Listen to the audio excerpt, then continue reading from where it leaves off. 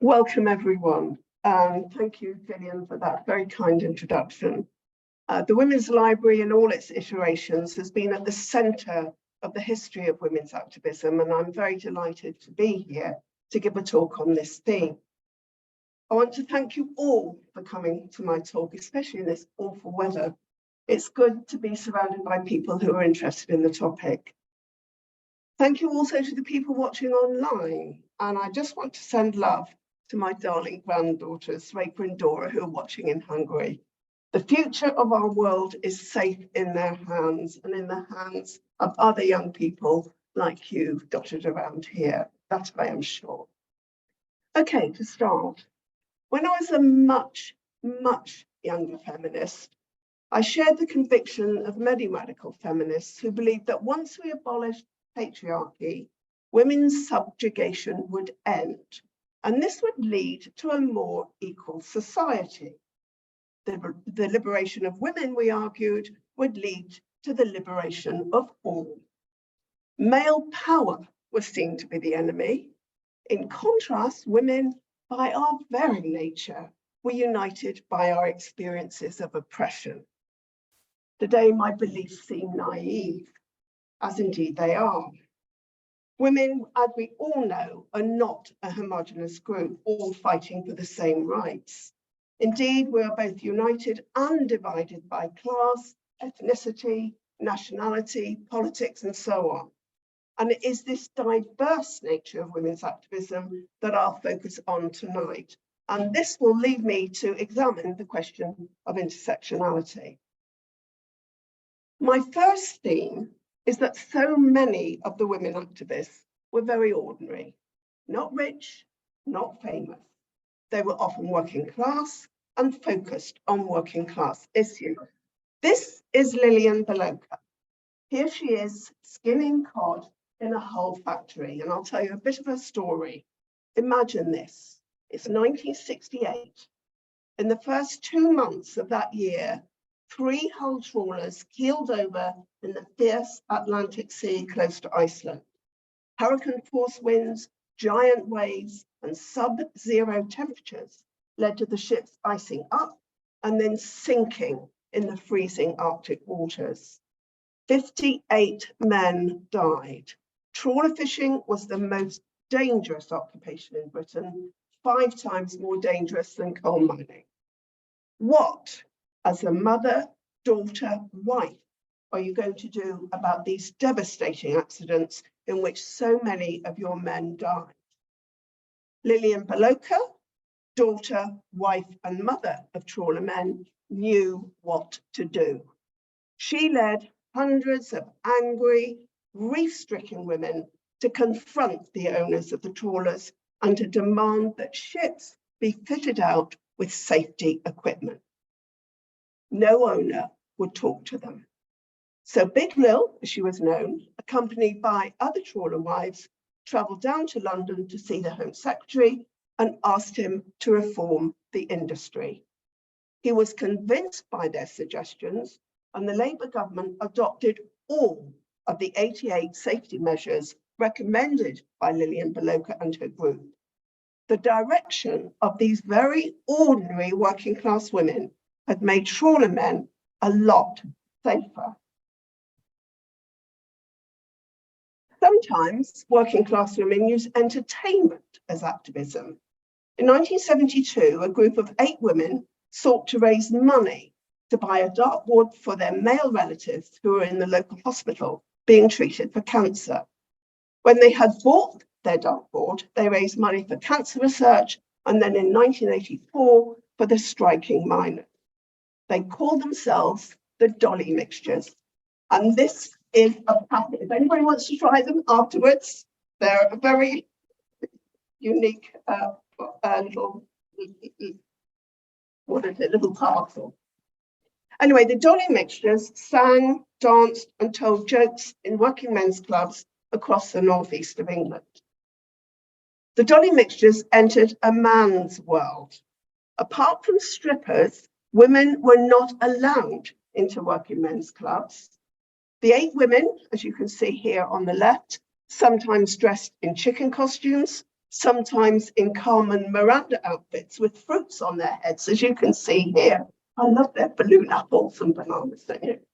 For a saucy song about pheasant pluckers, I needed to say that very slowly. They wore gingham smocks and put straw in their hair. The group raised more than £100,000, a considerable amount of money in the 1970s. Halfway through their fundraising, the cancer research team wrote to them saying that the dolly mixtures had helped them make a breakthrough in the treatment for colon cancer. You can see the remaining dolly mixtures on the right-hand side of the slide. Their lives are commemorated in a musical called The Dolly Mixtures, of course, which at the moment has only been shown in the Northeast. Tom Kelly, who's on the far right, wrote the musical. The dolly mixtures sought to make a difference to the world in which they lived, just as thousands of other women in various towns and villages did in thousands of different ways. These women are unsung heroines. Only rarely do they receive historical attention. Indeed, women such as Lillian Paloka and the dolly mixtures have been forgotten, or indeed have never been heard of outside of their local area. My book examines some of these many women who tried to improve their various communities. My second theme is that not all women activists were white. Black and Asian women were active in social reform movements, in war efforts, in trade union activity, in promoting Black culture, in fighting for Black rights, and so on. Indeed, my book begins with the Anglo-Indian social reformer, Olive Malvery. In 1906, she published a book called The Soul Market. You can get this on the internet very easily. It's a great read. This is a book about the lives of women at the sharp end of exploitation. At the time, it was called sweated labor. Malvery wrote about half-starved and sickly girls who were kept working non-stop for long hours and poor wages. Her book helped inspire campaigns against these injustices. And in 1909, the Liberal government brought in the first ever minimum wage for those working in 4 of the sweated trades.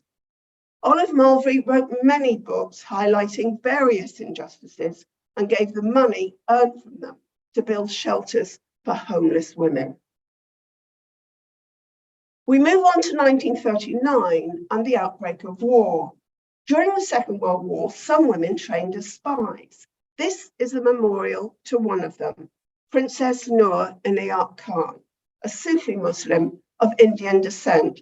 The memorial is in Gordon Square, Bloomsbury, which is not far from here. And here it is being unveiled by Princess Anne with Shrabani Basu, who wrote a biography. Although Khan's faith, she was a Sufi Muslim, made her seek non-violent activism, she wanted to fight fascism. She also wished that Indians might, I quote, win high military distinction in this war. If one or two could do something which was very brave, it would help to make a bridge between the English people and the Indians. Think about the subtext of that. The princess joined the Special Operations Executive, the SOE. Winston Churchill has set this organization up to spy, sabotage, distribute propaganda, and work with local resistance groups in German-occupied Europe. The princess was trained how to use hand grenades and guns, as well as lessons on how to evade capture. In mid-June 1943, Noor Khan flew to northern France and was sent to Paris to work as a radio operator under the code name Madeleine. She was given 4 pills, 1 to induce sleep, 1 to keep her awake, 1 to induce stomach problems, and 1 to end her life. A radio operator's life expectancy was 6 weeks.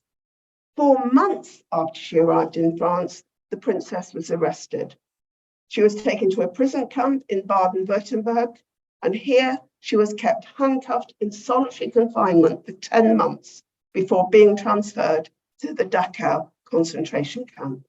On September the 13th, 1944, she was badly beaten up and then shot with 3 other female SOE agents. Shortly after the war, as we know, many Afro-Caribbeans emigrated to Britain, the Windrush generation.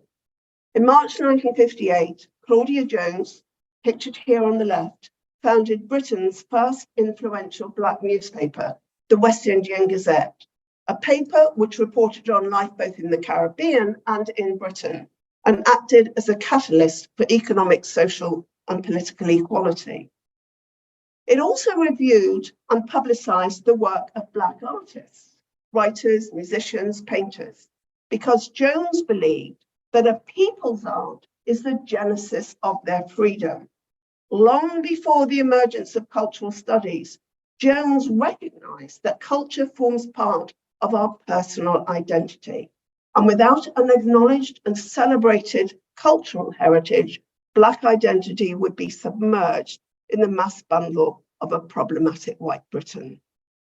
On January the 30th, 1959, the BBC filmed the Caribbean Carnival at St. Pancras Town Hall, an event promoted by Claudia Jones. She wanted to celebrate the cultural heritage of the Caribbean. Calypso bands, steel bands, and singers such as Cleo Lane and Paul Robeson took part in the various celebrations. 23-year-old Faye Sparks won the first Carnival Queen Beauty Contest, a contest which celebrated Black is beautiful. Few people saw it as sexist. Claudia Jones's Carnival ran for 6 years, an artistic celebration of Caribbean culture that eventually morphed into the Notting Hill Festival, now, of course, the biggest street festival in Europe. Years later, another Asian woman was to hit the headlines, Jaya Bin Desai. On August the 20th, 1976, this tiny lady, she was only 4'11", encouraged her colleagues, mostly East African Asian women, to go on strike at a film processing plant in northwest London. Many of these women had fled persecution. Some had been expelled from Uganda and other newly independent African countries. 137 women, fed up with low pay, compulsory overtime, and the attitude of the management, refused to work unless changes were made. There were many mass pickets in solidarity, and in fact, I remember going on one as a member of Socialist Women at the time.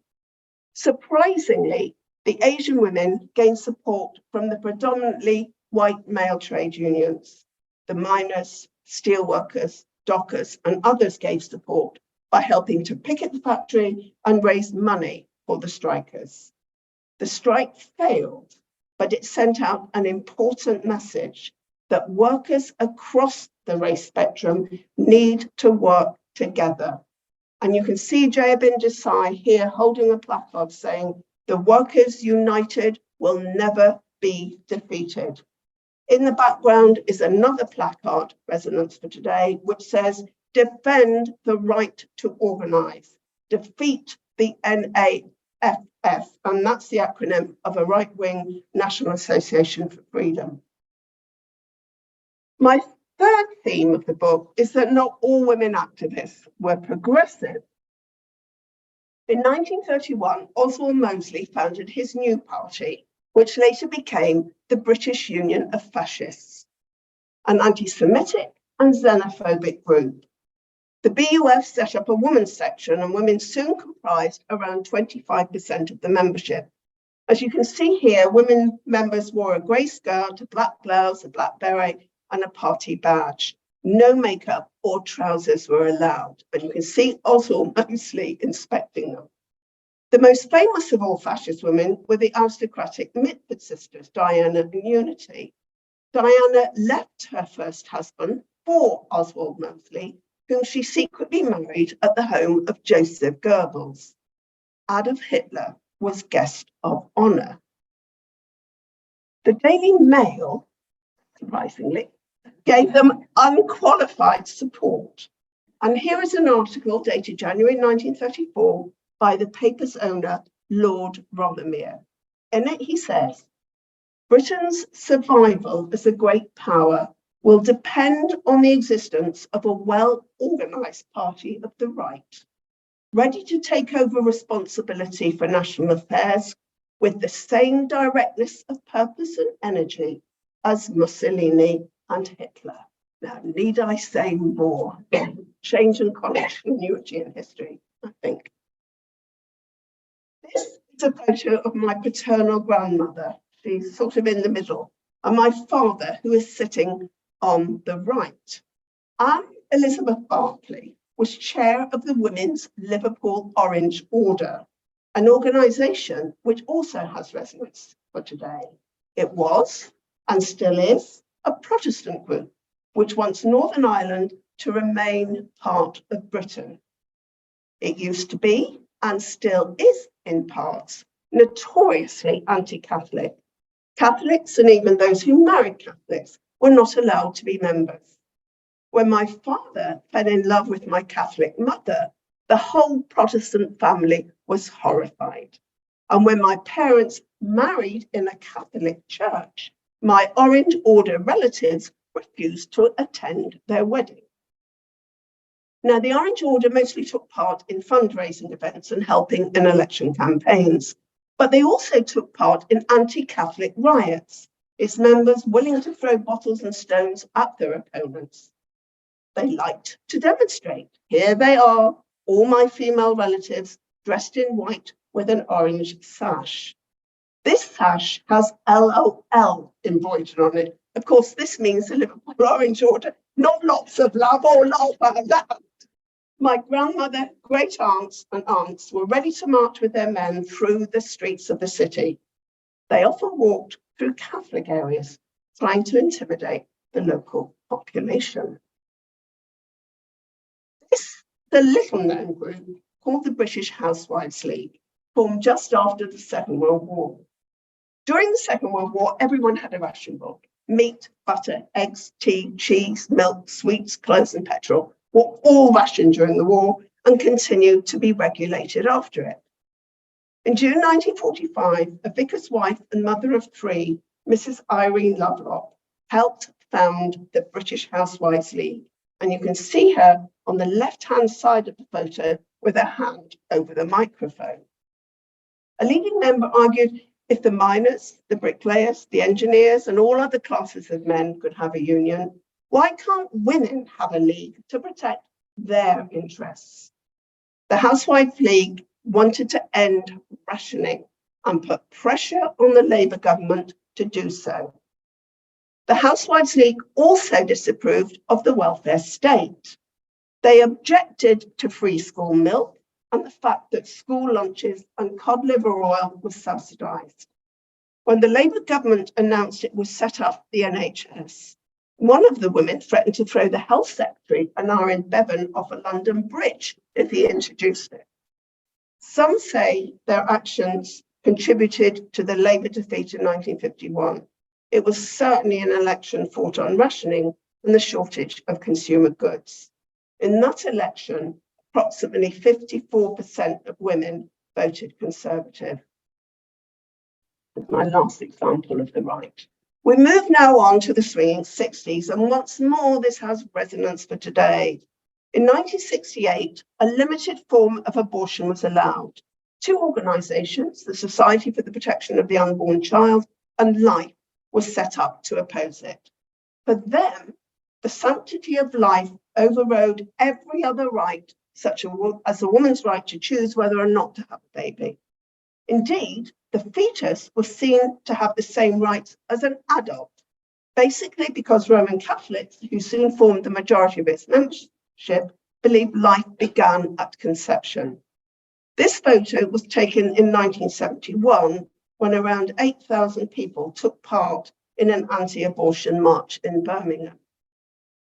Anti-abortion groups had the news of the world on their side. It's now no longer published, as we know. In February 1974, it published an article which falsely alleged that doctors sold aborted babies alive for experiments. It also falsely claimed that doctors sold fetuses to be made into soap. These were complete lies. Thankfully, the women's movement organised. It set up the National Abortion Campaign, which fought against proposals to undermine women's rights to abortion.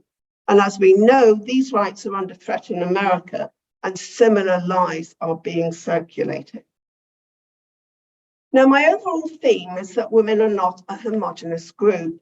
This also applies to feminists.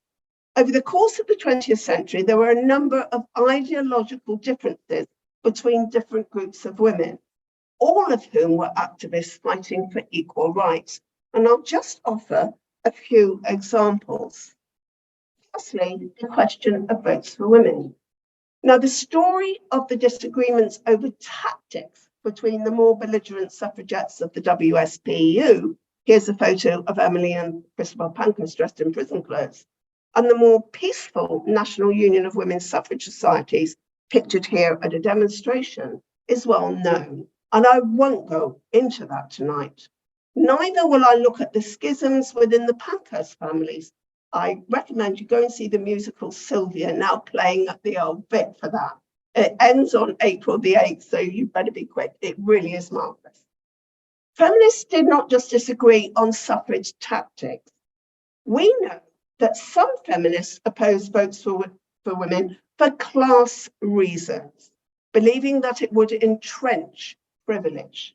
The trade unionist Margaret Pomfield, pictured here on the right, and a number of other socialist women preferred to campaign for full adult suffrage rather than what was a vote for privileged women. At the time, only 58% of the adult male population had the vote. The suffrage campaign for votes for women on the same terms as men would exclude most working class women. Bonfield claimed that democracy would, I quote, stand with folded hands while the privileged classes dig deeper trenches round their fortifications. The question of the vote is a political question, and the real antagonisms are not those of sex, but of class. Bonfield feared that a bill admitting privileged women would confirm the existing property basis of the franchise.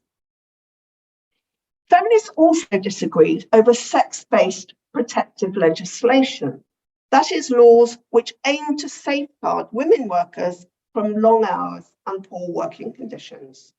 On the one hand, social reformers like Margaret MacDonald and Margaret Bonfield wanted Parliament to shield women from gross exploitation. They wanted to make it illegal for them to take up certain jobs. On the other hand, suffragists like the sisters Constance and Eva Gore Booth, they're seen here on the left looking very glamorous, and on the right driving a carriage, wanted women to choose their own fate, not be dictated to by a male government. The Liberal government was more influenced by trade unionists than suffragists, heeded the advice of Bonfield and others, and sought to protect the lives of two groups, barmaids and pit-brow women. It was proposed to ban them from working in these jobs. And I'm just going to talk about the barmaids tonight, and I'll give you some context. At the beginning of the 20th century, there were about 100,000 pubs in England and Wales alone. The bar area across the UK was usually men only. There was allegedly a lot of drunkenness and bad behaviour. Young, unmarried women seldom entered in case they were thought to be prostitutes coming in to pick up clients. Indeed, many pubs banned single women because of this association. Some pubs wouldn't allow women in until the 1980s, and that was after a campaign by feminists too. Drink became a moral and political issue. Margaret MacDonald claimed that barmaids were associated with vulgarity, assault, murder, and suicide, and were used as decoys to increase the sale of drink. In 1907, the Liberal government, persuaded by these kind of arguments, proposed to ban women from working as barmaids.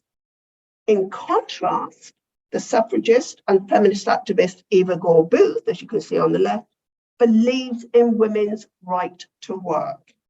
She helped set up the Barmaids Political Defence League. Nice one, isn't it? the Defence League issued a manifesto protesting against the bill. And over the coming months, the issue of the barmaids came to dominate Manchester's political life, largely because of the Barmaids Defence League and an unexpected parliamentary by-election. In the spring of 1908, Winston Churchill, who then belonged to the Liberal Party, stood for re-election in a safe Liberal seat in Manchester. Churchill was expected to win, but he hadn't reckoned on the force of the women. Churchill was in favour of prohibiting women from working in baths. His opponent, the Conservative Joynson Hicks, was in favour of allowing them to remain as barmaids. The leaders of the Barmaids Defence League conducted an ostentatious and outrageously extravagant campaign to stop Churchill from winning. And in this slide, you can just about see Constance Score Booth driving her sister Eva in a vintage carriage pulled by 4 white horses through the streets of Manchester. It was a dramatic spectacle. 2 young and attractive women in a fine-looking carriage telling people not to vote for Churchill. To everyone's surprise, Churchill lost the election. But at every time. On November 2nd, 1908, the licensing bill was debated by 355 men in the House of Commons. There were, of course, no female MPs at the time. As a result of pressure from women activists, the Liberal government withdrew the clauses banning women from working in public houses. The Barmaids campaign had been an unqualified success. Now, there are lots of other disagreements among feminists from the issues of family allowances, wages for housework, and so on. In the 1970s and 1980s, there were disagreements between Black and white feminists, which had repercussions for the women's movement. In the 1970s and 80s, Black activists challenged the feminism of white activists. And I'll give you a few examples of these differences and how it was resolved. And with it, the acceptance, more or less, of the idea of intersectionality. In February 1970, I attended the first ever Women's Liberation Movement conference at Ruskin College, Oxford. Much to the astonishment of the organisers, 500 overwhelmingly white women turned up. After much animated discussion, the women participants agreed to 4 demands: equal pay for equal work, free abortion on demand, equal education, and free 24-hour childcare. At the same time, Black women were organising, more influenced by Samora Michel and Angela Davis than Shulamith Firestone and Germaine Greer, and their concerns were different. Later that year, a group of white activists disrupted the Miss World contest, which was being presented by Bob Hope, you can see him here on the left, at the Albert Hall.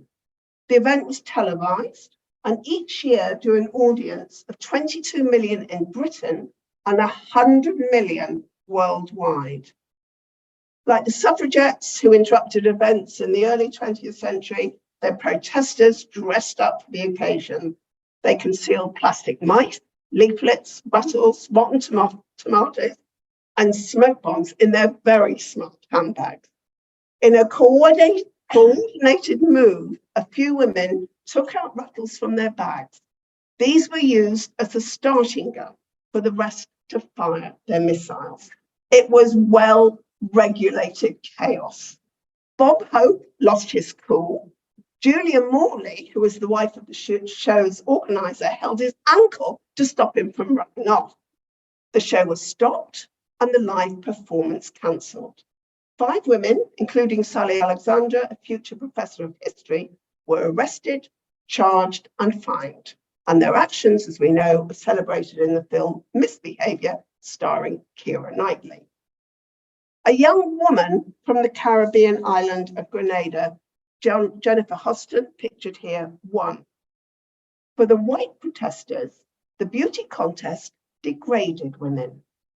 For Black women, it affirmed that Black is beautiful in a society that was racist. and whose Eurocentric view of what constituted good looks did not always include Black women. Violence against women was another issue which divided white and Black feminists in the 70s and 80s. Every woman I know has experienced some form of unwelcome attention from men. Wolf whistles, sexist remarks, being followed by strangers, having bottoms pinched or breasts squeezed, and seeing unknown men expose themselves. Some women have been raped. Some women have even been murdered. And each year, Jess Phillips reads out in the House of Commons the names of those who've been killed by men. In 2023, she read out the names of 108 women who had suffered this fate. Most women fear being in an isolated place. Nighttime brings out the worst behavior. Some men believed respectable women should not be on the streets after dark, and that women were fair game if they dared to be there. In the 1970s, one of the most frightening cities was Leeds. In 3.5 years, a serial killer known as the Yorkshire Ripper murdered 11 women, 7 of whom lived in the city. Prompted by the Leeds Women's Liberation Group, women across the UK decided to take action to establish their right to walk freely in the streets at night. It was called Reclaim the Night. And here you can see an advert for one of the demonstrations and a group of women about to start off on their walk. They called for greater police protection. However, Reclaim the Night marches caused some concern in Black communities, especially when mainly white women marched through mixed race areas. What message was that sending? Why were there no marches in Hampstead or Royal Leamington Spa? Equally, calling for increased police presence in areas with a significant Black population, a group with a history of being harassed and beaten up, was seen as racist and at best insensitive. In this slide, you can see Black women protesting against police brutality, not asking for the police to protect them. Not surprisingly, a number of Black women felt angry and offended by Reclaim the Night marches, and an opportunity for Black and white women to unite against male violence was missed. Indeed, a number of Black feminists challenged the predominantly white and middle-class women's liberation movement. They felt that white women paid lip service to Black issues without truly incorporating their concerns into their own feminist program. White British women, like myself, were accused of ignoring the ways in which racism profoundly structured the lives of Black British women. We were reproached for making little effort in understanding Black women's needs. For instance, white feminist opposition to marriage ignored the fact that immigration laws at the time prevented Asian women from marrying their choice. In effect, it was argued that the white feminist claim of universal sisterhood was a racist sham, because white women represented their own cultural experiences as common to all women when they patently were not. Consequently, romantic ideals of sisterhood, of women reaching out across class, race, and politics to form an ideological circle of righteousness was shown to be a fantasy. It was a fantasy driven more by concepts of patriarchy than by women's lived experiences. The front page of Feminist Review, a journal that was normally edited and read by white women. Black female activists were offered the chance to edit a 1984 issue of the journal. This is it. Two of the editors, Valerie Amos and Fatifa Palmer, maintained that Black women remained invisible within a feminist and Eurocentric discourse, often hidden under an umbrella of patriarchy or a parasol of capitalism. Racial justice, they insisted, must be added to both feminism and socialism to make sense of the totality of women's oppression. In so doing, Black women established a new theoretical principle, that of intersectionality, an analytical framework whereby interlocking sections of power, gender, class, race, sex, and so on, intersect to either oppress or to privilege. White feminists like myself could thus no longer presume our experiences of sexism was universal and found that our theoretical models were inadequate. A new way of looking at the world was to emerge. Gradually, and often pressurized by Black women activists and theoreticians, there was a paradigm shift as white radical feminists began to reject what was known as essentialism. White women like myself were forced to acknowledge the narrowness of our particular brand of feminism and to admit the existence of white privilege. As the Black intellectual Julie Sudbury points out, Black women's experiences of racism are gendered and different from Black men's experiences. Similarly, their experiences of sexism are always racialized and therefore differ from those of white women. The Southall Black Sisters, an intellectual and activist group, recognized the interconnectedness between various injustices and oppressions.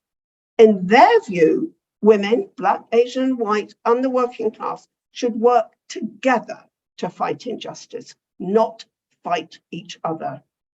They put their theory into practice, and the one I shall look at tonight is the 1984 miners' strike. For Black feminist activists, the miners' strike represented a moment in history in which Black and white people could work together to fight inequality and injustice. One unifying thing was over police brutality. This is a poster advertising a Black delegation organised by the Southall Black Sisters and others to Kent. The poster says, "The delegation is an attempt to make visible our solidarity as Black people with the miners and their families. The miners are fighting for their jobs against a reactionary Tory government. Black people have borne the brunt of this racist state. We have fought against immigration controls, bad working conditions, low pay, no jobs, abuse and harassment. And we have never failed to provoke a brutal repression in all its violence. Now that same violence has been unleashed on the miners." The group presented £400 and a coachload of food and drink, which included tins of baked beans, crates of samosas, and bottles of whiskey to the Dover Miners' Whites Group. As Pradna Patel, founding member of the Southall Black Sister, comments, "The arrival of coachloads of Black people, including Asian women, with our food and our music, in mining communities where few had encountered Black people or eaten Asian food before, must have been a sight to behold. Sitting in their working men's clubs, drinking and chatting, both sides were acutely conscious of the fact that we had occupied parallel worlds until that point." Later that day, Pradna Patel spoke at a special meeting organised by the miners' wives, saying that the mining communities had not always been forthcoming in their support of Black communities when they faced police harassment. She expressed hopes that there would now be a more concrete unity based on their shared experiences of policing methods. Pradna Patel had demonstrated that police brutality, racism, women's rights, employment rights, and so on were all interconnected. Now, just a few final thoughts. After 100 years of women's activism, what has changed? Look at these two images of textile factory work across the centuries and see if you can spot the difference. In 2018, the Financial Times, which is probably the only socialist paper we have at the moment, exposed the illegal pay and conditions in a number of Leicester factories. These make clothes for New Look, River Island, Boohoo and Misguided, popular brands in Britain. Leicester's garment industry employed Asian women machinists who worked long hours for an illegal wage of £3.50 an hour, with no holiday or sick pay. During the COVID crisis, women were told to come to work, even when they showed symptoms of the virus. Here, in egregious practice, the intersections of class, race, and gender play out. It's called inequality. Yet the story is complicated. During the 20th century, middle-class women successfully fought for the right to work in a range of occupations previously barred to the female sex, e.g. as solicitors, barristers, politicians, stockbrokers, company directors. In 2017, you can see here, Cressida Dick became the first woman Commissioner of Police of the Met. In 2020, bottom left, Dame Sharon White, whose parents were part of the Windrush generation, became the first woman to be appointed chair of the John Lewis Partnership. We have had 3 female prime ministers, as well as women first ministers for Northern Ireland, Scotland. And we've had 2 Asian women, Priti Patel and Cruella Braverman, as Home Secretaries. Moreover, because of the work of Claire Shaw, who Claire's here, and others in promoting women candidates, 101 Labour women were elected for Parliament in 1997. The highest figure before that was in the mid-30s. This encouraged the Conservatives to put up more women for election in safe seats. For women like Cressida Dick, Sharon White, Margaret Thatcher, Theresa May, Liz Truss, Arlene Foster, Nicola Sturgeon, Priti Patel, who didn't get it the first time, Cruella Braverman, and the female politicians shown here, the activism of 20th century women made a significant difference. For those in de-skilled, dead-end, and poorly paid jobs, the difference was negligible. So to conclude, what can we learn from this? As many of you realise, I'm a bit of a feminist lefty. We, and indeed our male friends, need to be vigilant. The hard work of all those 20th century activists who had steadfastly campaigned for a living wage disappeared in the time it took to sign a 0 hours contract. So I'll finish by asking a controversial question. Is class the most fundamental in this unequal and intersectional world of ours? If this is so, why is it generally women, and indeed Black and Asian women, who are at the bottom of the economic pile? Thank you.